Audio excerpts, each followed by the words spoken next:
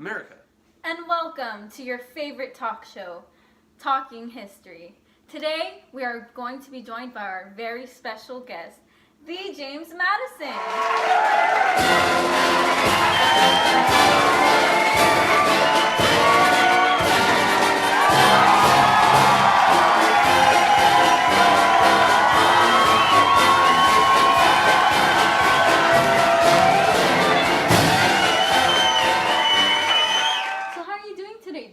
Quite good. I'm having a good morning, but I was a little confused when I walked in because I had seen a female working.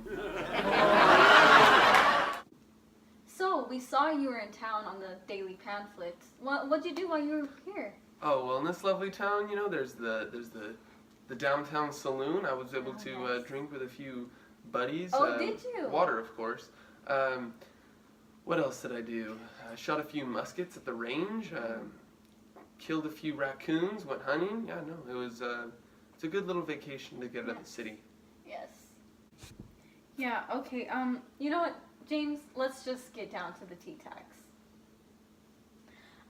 So, I hear you're writing these things called the Bill of Rights, am I correct? That is correct, the Bill of Rights. Okay, so give us a little brief explanation on it. Yes, these Bill of Rights are the first 10 amendments of the Constitution. They state the rights of the people, the states, and what the federal government can and cannot do. Interesting. So, James, you say 10 amendments, right? Let's, can we know or break down a little bit of each of these amendments since there's 10? Yes, well, the First Amendment of the Bill of Rights states the right of the people to freely assemble, to have the right of free speech, religion, press, and petition. The Second Amendment is very important to the people of the states. They believe they have the right to bear arms, to hold weapons on their own person as their private property. So, interesting. I do have a question about that because I was looking over the Bill of Rights, before getting you on here. Of course. Do you think in the future that maybe people might go against this Second Amendment? You kidding me? We were given this right. We fought for this right. The people were never allowed to be taken away from them. Alright, so how about the Third Amendment? Well, the Third Amendment effectively ended the Quartering Act. The Quartering Act was an act imposed by the English Parliament that allowed English soldiers to quarter themselves within the homes of the colonies, which they did not like very much. The Fourth Amendment is very important to the privacy of the people. The Fourth Amendment protects the people from unreasonable search and seizures. For example, any federal authorities cannot either question or search or really bother any American citizen without just cause. So, Mr. Madison, what would you define as a just cause? Well, a just cause to me would be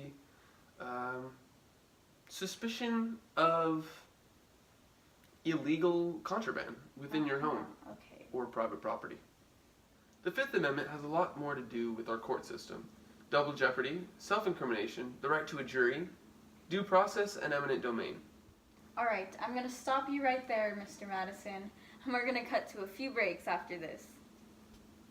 Some people are trying to destroy your precious freedoms. Your freedom of speech. Your freedom of the press. Your right to bear arms. Even your right to tune. We want to bring you the characters you love. But we can't do it alone. So exercise that inalienable right. Call your local cable company and say, tune me in! Stand up for your tune rights. You do not have the right to remain silent. Ask your cable company about the world's first 24-hour cartoon network.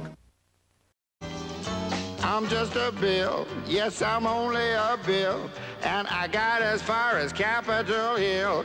Well, now I'm stuck in committee, and I'll sit here and wait while a few key congressmen discuss and debate whether they should let me be alone. I hope and pray that they will, but today I am still just a bill.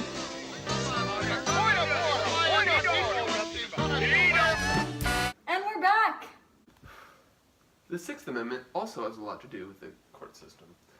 gives the people the right to a speedy trial, an impartial jury, notice of changes, confronting and calling witnesses, the right to an attorney, as well as criminal proceedings. I see. Within the 7th Amendment, if the controversy of the case exceeds $20, then the right to a jury is still protected. Oh, 7. We've got 3 more. How about the 8th Amendment? Well, essentially, the 8th Amendment protects the rights of the incriminated. It does not allow the court system to give them any unreasonable punishments for their crimes, as well as not any unreasonable bail. Okay, so punishments. Explain that more. What do you mean by punishments? Well, say that you were tried for stealing, and they gave you 1,000 years in jail. That's would that pretty be exaggerating, don't you Yeah, think? I think so, and that's exactly why we protect the rights of the incriminated by not punishing them with cruel or unusual punishments. Okay. So, we're almost through here. Can you tell us about 9 and 10? Well, the 9th Amendment essentially protects the unwritten rights of the people in the Constitution, and the 10th Amendment protects the states' rights, as well as giving them the power and jurisdiction to govern their people through laws that are not written in the Constitution as well. Okay. So I'm seeing a strong pattern here that you basically believe in not giving full power to the federal government, am I correct? That is definitely correct. I mean, it is right in federal government. Federalism is what we have here in the States, and that is the balance between local government and a central government. All right, James. Well, unfortunately, that's all the time we have tonight on Talking History. Is there anything you'd like to say to our audience and viewers out there? Well, of course, thank you for watching, and thank you for having me. America.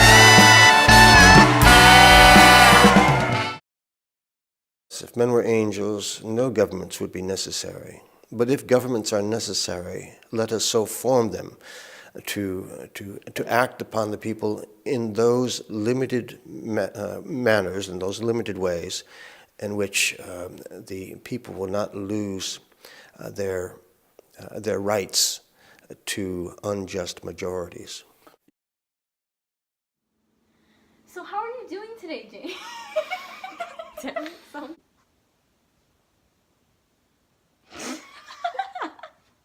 Sixth Amendment. Girl. Let me just fucking say the Sixth Amendment. Wait, no, I don't want it. Let me just... I'm getting so restless right now. Dude, you continuing?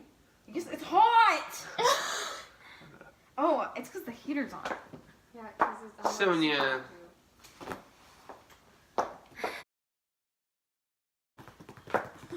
That was unnecessary.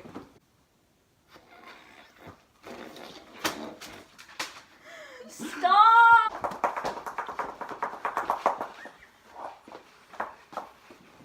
Okay.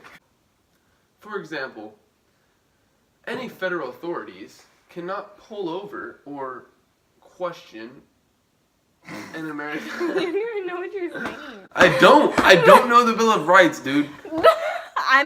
Is there anything you'd like to say to the audience and, well, viewers out there?